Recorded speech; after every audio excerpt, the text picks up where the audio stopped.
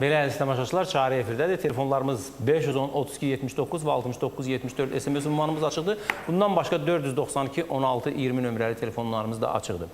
Və o ki, qaldı Herbaflora şirkətinin məhsullara, o məhsulların içində gözəl fitanat suları var ki, bu da marketlərdə var.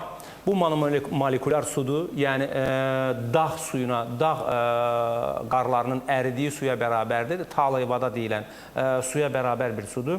Bundan istifadə edə bilərsiniz. Belə ki, hüceyrənin daxilinə asanlıqla daxil ola bilir. Yəni, onun molekulaları hüceyrənin deşiklərinin, o qəbul elədiyi deşiklərin ölçülərinə olduqca uyğundur və bərabərdir. Ona görə də çox asanlıqla bu su molekulaların tərkibinə daxil olarkən orada kifayət qədər su balansını təmin eləyə bilir. Həmçinin də onun tərkibi də bədənimizə gündəlik lazım olan natrium, kalium, kalsium, magnezium kimi elementlər, gündəlik 7 mikroelement bizim bədənimizdə ən vacib elementlərdən biridir, fosfor və s. kimi. Onlar da, bax, bu suyun tərkibində var, yəni xüsusi o iyonlaşdırılır. Bu su çox müalicə vasitəsidir. Əgər cavan qalmaq istəyirsinizsə, o zaman fitanat sularından istifadə edirsiniz. Təkcə onu xatırladım ki, həmən o fitanat limonadlarının tərkibi də bu sudan alınır. Yəni, bu suyun tərkibindən alınır. Bu sudan vurulur həmən fitanat limonadlarına. Ona görə də fitanat limonadlarından da alıb içsəniz, elə bil ki, bu suyu içmiş olursunuz. Yalnız, burada şəkər xəstəliyi məsələsi var. Yəni, şirini məsələsi var tərkibində. Ona görə də müəyyən şəkər xəstəliyi olanlar fitanat limonadlarından istifadə edə bilməzlər. Qalan adamlar isə çox asanlıqla yay vaxtıdır. Gündə 2 litr yarımı. Hətta bir çox xəstəliklərdə, rinitlərdə, bağırsaq pozğunluğunda, mədə-bağırsaq sistemində, məsələn, qəbzliklərdə hər səhər durub bundan bir stəkan içmək yaxşı nəticə verə bilər. Yəni, müalicə vasitəsi kimi nəticə verə bilər. Alo. Salam. Alo. Alo. Bəli. Salam. Salam. Danışan Pərvanə xanımdır. Buyuruz Pərvanə xanım, eşidirik sizi. Nəvəmin 3 yaşı var, həkim. Hər gün qarın nahiyəsində sancıları olur. Aha. Analizlər vermişik, bağırsaqlarını yoxlatmışıq, uzidən keçmişik, hər şey də öz qaydasındadır. Çox narahat oluruq. Buna səbəb nə ola bilər? Qurdun yoxlatdırmısınız? Bu da bax, həqiqət xanım deyir. Yoxdur qurd? Yox, qurdu var idi, biz quyruq var idi, doktor. Sonra müalicə elətdirdik, o birisi analiz vaxtı, o yox idi. Aha, bax, bu istəyirsiniz buna aydınlıq gətirəsiniz ki, o analiz vaxtı bəzən olmaya bilir, amma buyuruz. Bəli, Fikret mənim çox doğru buyurdunuz. Analiz vaxtı bəzən göstərmir, yumurtaların onun invalidisiya dövrü var. Bir dəfə dərman içilir, sonra bir ay və fasilə verilib. Yumurtada ola bilər çıxmasın, amma yenə dərman içilməlidir. 3 ay o dərman içilməlidir uşaq. Qurda görə dərman verilməlidir. Sancılar ondan ola bilər? Sancı qurd xəstəliyində balaca uşaqda ondan ola bilər. Bir də ki, uşaqda böyrəklərini yoxladım. Uşaq düzdür, maddələr mübadiləsi pozulur da, sidik turşulu diates deyirlər. Böyrəklərdə xırda duzlar, pesoklar olur. O da verir. Gəlir böyrəkdən, kanaldan keçəndə sancılar köbək ətrafı zonu, qarın boşluğuna sancılar düşür. Uşaq çox hərəkət elədikdə, qaçırsa, mayi su içir, görəcəksiniz ki, sancılar verir. Ona görə onu da yoxlatmaq lazımdır. Bir də neçə kurs müalicə götürmürsünüz qurda görə? Bir dəfə götürüb, deyəsən, sonra... Doktor, bir dəfə götürüb analiz verdik. Bir dəfə analiz, nəcis analizi verdiniz, yoxsa qan analizi də verdiniz? Yumurtalar aşkarlanmadı. Bəs ödündə yoxladılar, ləmblyoza qarşı analiz vermişsinizmi? Doktor, ödündə yox, ancaq uzidən keçmişik. Bəs uzidən keçəndə ödündə diskineziya, ya daralma, ya genişlənmə? Yox, doktor, heç bir şey. Heç bir şey aşkar olunmamışdı ki? Yox, heç bir şey. Çox güman ki, xanım, elə sizdə eyni o biz quyruq qurdudur. Sadəcə siz cəmi bir kurs müalicə qəbul etmişsiniz, amma normalda 3 kurs müalicə qəbul etməliydiniz və bütün ailə üzvləri o müalicəni qəbul etməli idi. Uşağın bütün əşyaları təmizlənməli idi, yəni oyuncaqlardan söhbət gedir. Bir ay ərzində siz hər gün evdə vlajni uborka deyirik də, nəm təmizləmə keçirilməlidir. Uşağın paltarları qaynadılıb, ütülənməli idi və yaxşı olar ki, siz indi çox güman ki, bu qədər şeyləri eləməmişsiniz yəqin ki.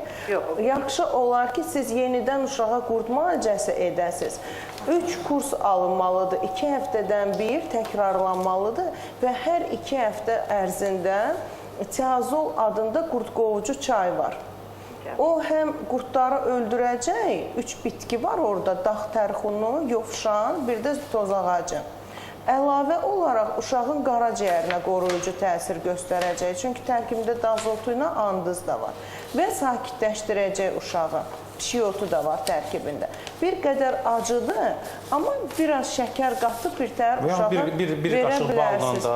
Hə, verə bilərlər. Onunla qatıb, yəni biraz dadı o bitkilərə görə acılığı var. Bir paketdən yarım stəkan suya dəmləyəcəksiniz və gündə 3 dəfə yeməkdən əvvəl uşağa içirdəcəksiniz. 2 həftə ərzində bir, sonra bir qədər fasilə verirsiniz, bir də təkrarlayırsınız. 3 dəfə kurs müalicə eləməlisiniz. Mütləq də uşağa gigiyenik normalara riayət etməyi öyrətməlisiniz. Təşəkkür edirəm. Həmçinin də o alt paltarları, bəli, alt paltarlara bayaq dedim. Ütüləmək və yaxud da qaynatmaq. Hə, və hər gün evin nəm təmizlənməsi, ailənin bütün üzvlərinin qurd əleyhinə müalicəsinin alınması. Xüsusi fizioloji məhlulla qapı cəftələrini və s. uşağın toxuna biləcəyi yerləri, uşağın oyuncaqlarını belə... Bir şey də vurğulayım ki, Fikrət müəllim, normalda bizim mədə şirəmiz o qurd yumurtaları məhv eləməlidir. Həm də yaxşı olar ki, yəni kurs müalicə bitəndən sonra uşağa şəfa vitamini versinlər. Çünki onun tərkibindəki dazotu, evkalipt, kəkilyotu uşağın mədə-bağırsaq traktını tənzimləyir. Həzm vəzlərinin işini sürətləndirir. Mədə şirəsinin əmələ gəlməsini sürətləndirir. Və ən əsası budur. Uşağın öz mədə-bağırsaq traktını normaya salmaq lazımdır ki, sonradan qurd yumurtası daxil olsa da özü onu məhv etsin. Təşəkkür edirəm. Ümumiyyətlə, yeməklərimizi elə yeməliyik ki, mədə şirəsi stimullaşsın. Bunun üçün təkcə şirnidən və yaxud da ki, təkcə müəyyən bir turş məzə maddələrdən istifadə etmək, həmçinin də acı maddələrdən də istifadə etmək. Məsələn, xardal kimi, turp kimi, vəzəri kimi meyvə tərəvəzlərdən istifadə etmək lazımdır ki, mədə şirəsi stimullaşsın, yəni normal hala gəlsin ki, həmən o dediyimiz qurdları filanları mədə şirəsi məhv eləyə bilsin. Əks halda bir tipli yeməklər elə sonda da qurd xəstəliyinə gətirib çıxara bilir. Yəni bir tipli yemək, tutaq ki, mən çox adamlar tanıyıram, deyir, uşaq ancaq filan yeməyi yeyir, başqa bir şey yemir. Yəni bu uşaq artıq xəstəliyə məruz qalacaq, belə ki, orada reaksiya məsələsi var. Müxtəlif maddələr reaksiya gedərək mədə şirəsini stimullaşdırır. Ona görə də uşaqları lap körpəlikdən hər şeyi yeməyə öyrətmək lazımdır. Xüsusən də qızarmış, ondan sonra yağın bir neçə dəfə qaynadılmış yağda bişmiş. Məsələn, son zamanlar baxıram, ən çox mağazalarda, bazarlarda, filanlarda mən çox gəzirəm. Görürəm ki, elə analar o piraşkilər satırlar, börəkdə deyirlər. O yağlar ən azı gün ərzində 12 saat, 13 saat qaynadılır. Yəni o yağlarda bişmiş yeməyi uşağa vermək özü böyük bir cinayətdir. Həmən yeməkləri baxıram, veriblər uşağa. Uşaq əlin vurur, avtobusun bir orasına, burasına, o piraşkini əlində tutur, yeyir. Pul verirlər uşağa. Və həmçinin də o valideynə də deyə bilmirsən ki, deyəndə də çox əsəbləşirlər ki, niyə bunu verirsən uşağa? Dəli olur ki, niyə mənə bu sözü dedilər? İnsanlar doğru, yaxşı sözü də qəbul eləmək istəmir. Və nəticə etibarən qurd xəstəliyi və s. kimi xəstəliklər yayılmaqda davam edir. Bunun qarşısını almaq üçün birinci növbədə öz qida mədəniyyətimizin, həmçinin də uşaqlara qarşı olan mədəni davranışımızı dəyişməliyik. Məsələn, çöldə, bayırda uşağı yeməkdən bir dəfəlik ayırmaq lazımdır. Yol gedə-gedə, biraz bundan qabaq mən bunu nümayiş elətdirdim. Dedim, bu yol kənarlarında bitir. O demək deyil ki, yol kənarlarından gedib yığasız. Yol kənarlarında maşınlardan çıxan o qazlar və s. ağır metallar, quruşunlar bunların üzərinə çökür. Bunu yol kənarından yığmaq olmaz. Mən sadəcə olaraq yol kənarında bitdiyini və bunu göstərmək üçün sizə dedim. Həmçinin də bu dükanlar da hər yerdə bitir. Həyətlərdə də bitir, bağçalarda bundan istifadə edə bilərsiniz. Amma yol kənarlarında istifadə eləməyin. O cümlədən də yolda, kolda, küçədə uşaqları yeməkdən qoruyun. Son zamanlar bu müxtəlif balaca paketlərin içərisində kartoflar filanlar, xüsusən də qurd xəstəliyi olan adamlar həmən uşaqlara o paketlərdə olan yeməkləri verməsinlər.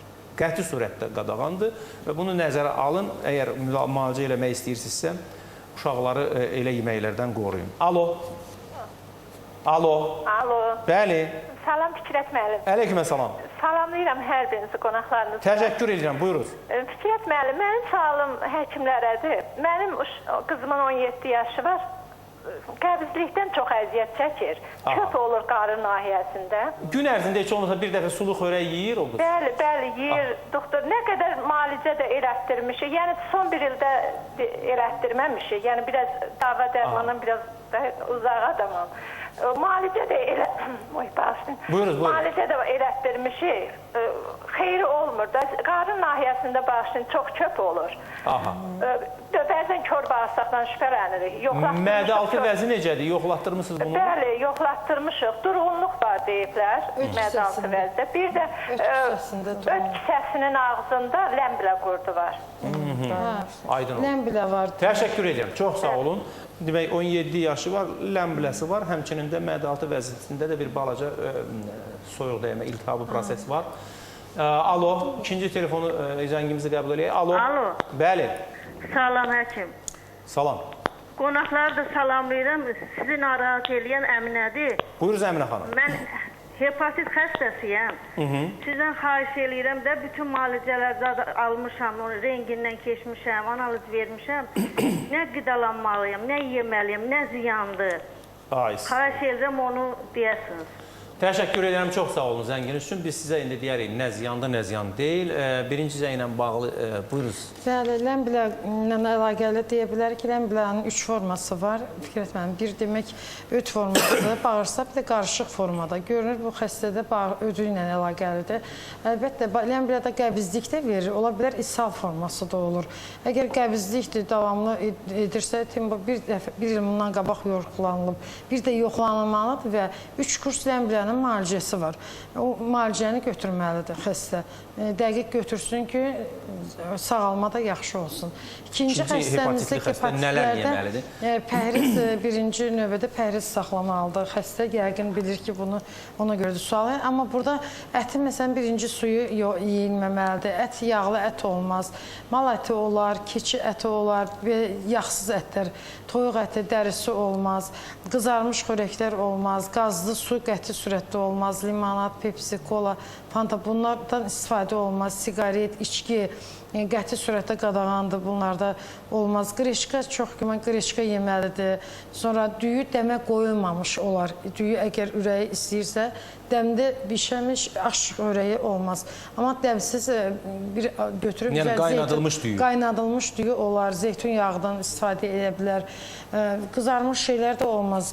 Baxır meyvələrdən də tut çox yesin, tutun vaxtıdır. İndi tutun vaxtı çox xeyri var.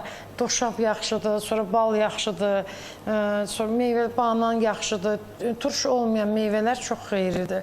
Meyvə sezonu gəlir, hamısı meyvələr demək olar ki... Daha çox meyvələrdən istifadə edəsiniz. Meyvə, tərəvəz, bitki çox mineral sulardan istifadə etsin. Mineral sular, qazlı su olmaz. Qazlı su ona qəti qadağandır.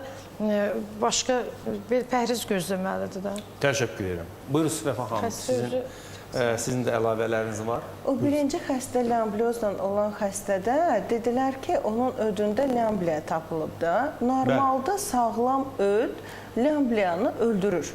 Deməli, bu xanımda diskineziya var ki, onun ödü normal işləmir, yəni öd kisəsində durğunluq var ki, yəni ləmbliyanı da orada aşkarlaya biliblər. Mən bu xanıma tövsiyə edərdim ki, müalicə ilə yanaşı ödqovucu çay var, Tiaxalin adı ilə 4 bitkidən ibarətdir. Əsas da təşkil edir onun tərkibində solmaz çiçəyi. Çox güclü ödqovucu xüsusiyyəti var. Həm də ödün əmələ gəlməsini, sekresiyasını artırır.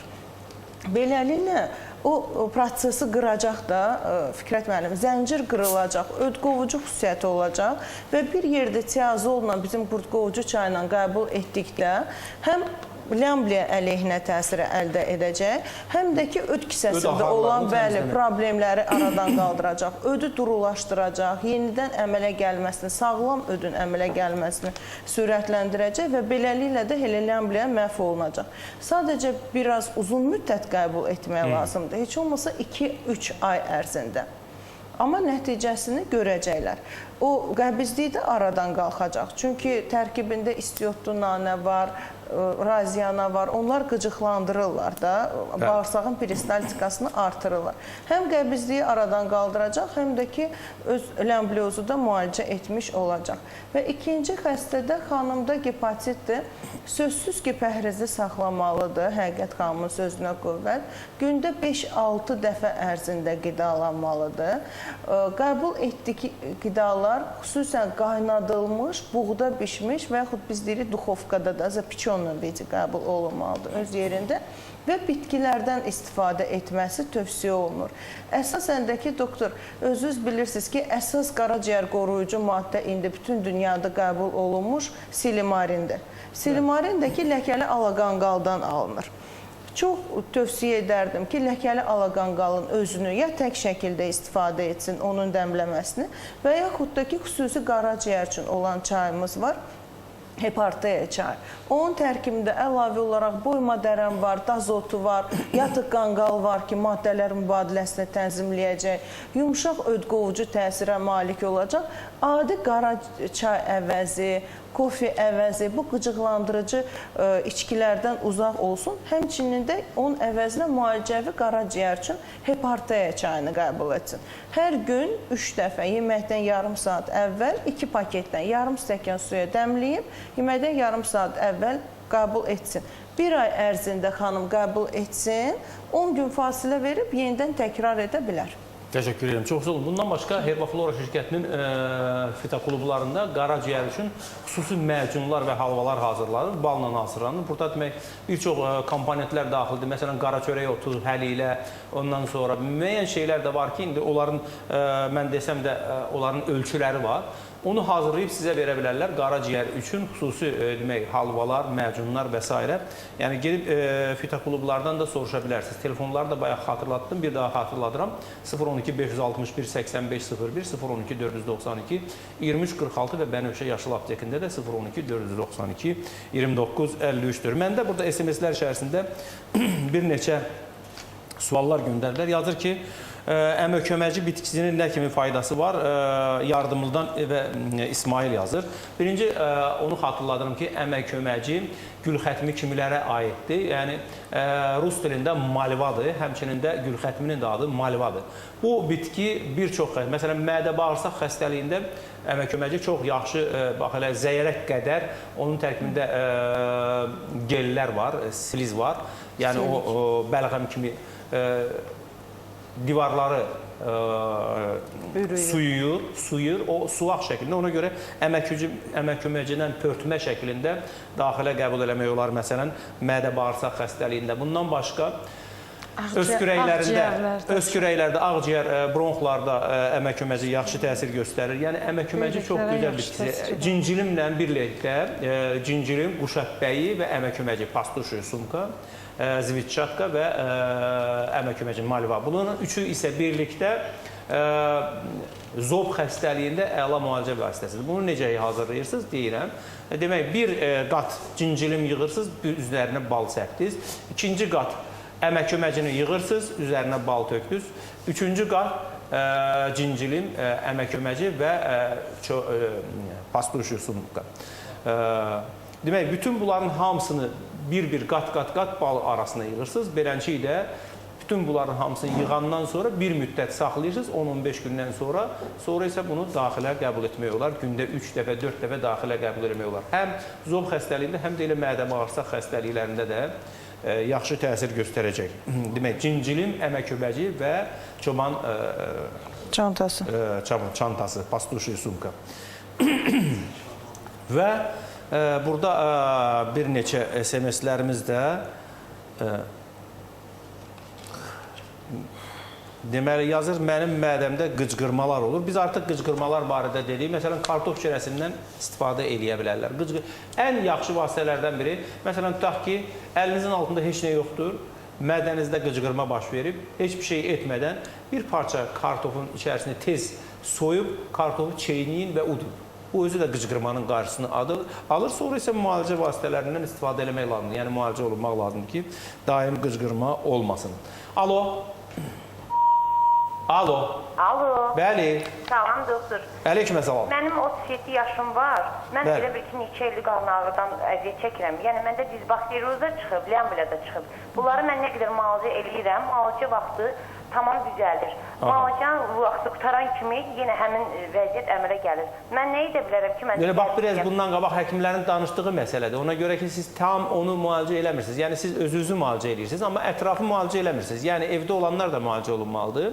Həmçinin də dedik, bayaqdan danışırıq ki, hər iki ləmbilalarda da, istəyir digər xəstəliklərdə, qurd invaziyalarında evin bütün hər tərəfi tez-tez silinməlidir, təmizlənməlidir. Onları doktor eləyirəm. Prost mən istəyirəm ki, məndə qəbizlik əmələ gəlsin. Mən onu istəyərdim ki... Başqa tip ləmbliozdur. Burada artıq ishalla gedir. Aydın oldu. İshal da var bu Diz xanımda. bakteriozu da var xanımın diz dediyinə bakteriozu da görə. var. Burada Buyurun, bağırsaq buyurun, özü, Fəqət Fikrət müəllim, bağırsağın müalicəsi tam getməlidir və 6 ayacan müalicə Mən götürməlidir. neçə ildir o müalicəni eləyirəm doktor. Düzgün müalicə getməlidir. Alınmır. Yəni siz belə aydın olur ki, yəni tam düzgün müalicə getmədiyi üçün Burada bu mikroklizmalarla- alınmır. Bir ildən deyir, çoxdur müalicə edirəm, amma alınmır. Bir ildən çox düzgün müalicə almalıdır. Burada bağırsaq mikroflorası da düzəlməlidir. Ləmbliyada müalicə götürməlidir, ləmbliyə görə. Ola bilər, ləmbliyanı götürür, bağırsaq mikroflorası düzəlmir. Sonra yenidən başlayır, yəni həmin hallar. Bir iləcən bunun müalicəsi çəkir 6 ay, 1 il, bəzən Üzr illərlə istəyirəm çəkir. Həqiqət xanım, Ona görə- bəzən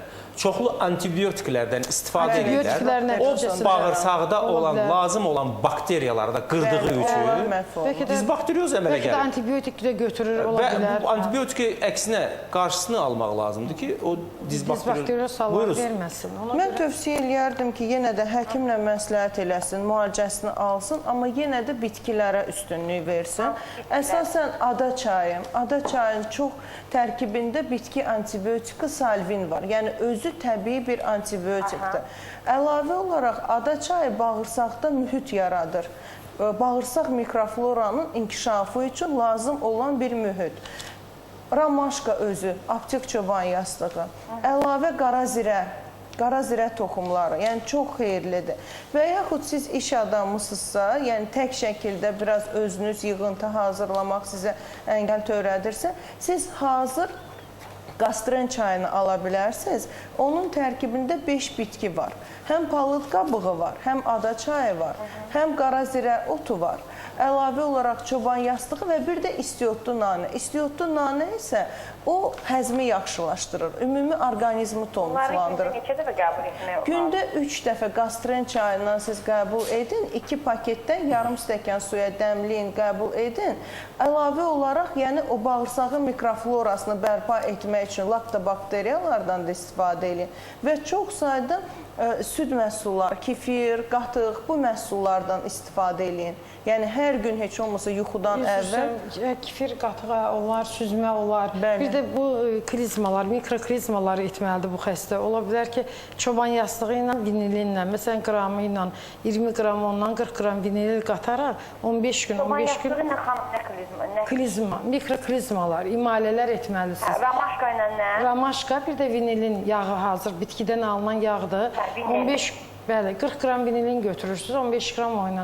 Bu mikrofloranı çox gözəl düzəldir. Vinilinin özünü Yəni ev şəraitində bunları ev eləmək şəraitində lazımdır. eləməlisiniz. Ağ naftalan yağı var, Sonra ağ naftalan içə yağı. də bilərsiniz onları, daxilə qəbul da eləmək Ağ olur. naftalan yağı var, belə elə mikroemalələr üçün hazırlanmış, onun xüsusi şeyləri də var. Ondan da istifadə edə Ondan bilər. başqa, hal-hazırda fikir etmirəm, ola bilər ki, bəzən elə bunu xəstəliyin müalicəyə yatmayan növü olur ki, biz çox rastlaşmışıq. Artıq onlar üçün, məsələn, xaricdən gələn mikroklizmalar var hazır. Ondan da məcbur oluruq, biz yazırıq və düz effekti, mən adını çəkə bilmərəm, düz effekti reklamı gedir. Amma çox effekti də çox gözəl köməyi olur. Yəni, bitkidən yanaşı olaraq. Elə həm daxilə qəbul etmək olar, həm də bitki klizma kimi də istifadə etmək. Onları eləyir, onun yanında onu da verirsən, xəstə düzəlir, yaxşı olur. Təşəkkür edirəm. Yəni bütün hallarda imalələrdən Qidalanmasına fikir verməlidir. Yəni o tam pəhriz xəstə gözləməlidir. çiy tərəvəz və yaxud sveş da çiy bitkilərdən, meyvələrdən istifadə etməməlidir. Pörtlənmiş şəkildə istifadə eləməlidir. Hətta meyvələr də pörtməlidir. Bəli, hətta məsələn, meyvələri heyvanı, də. almanı, biraz Bəli, şeylərdə pörtüb. hamısını pörtlədib yeməlidir. Çünki onda ucu bağırsaq qıcıqlanmış haldadır. Və bir də bayaqları bir söhbət düşmüşkən, çox zaman biz bazardan tərəvəzlər alırıq, şüd, keşniş və s. kimi bitkilər alırıq və müxtəlif bəzən mikroblar, viruslar deyim və s.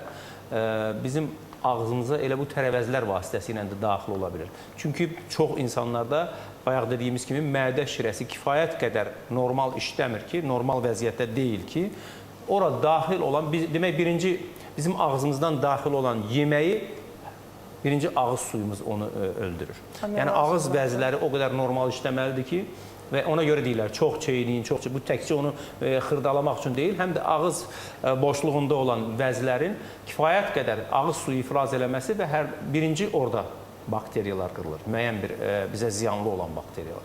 Sonra mədə şirəsi qırılır, sonra yavaş-yavaş gedir və son nəticə isə yoğun bağırsaqda alınır. Buna görə də biz elə eləməliyik ki, məsələn, tərəvəzləri alarkən, göyərtiləri deyirəm, onları ən azı bir qab götürün, içərisinə su ilə yuduqdan sonra su ilə doldurun və ora 4-5 damcı yod əlavə eləyin.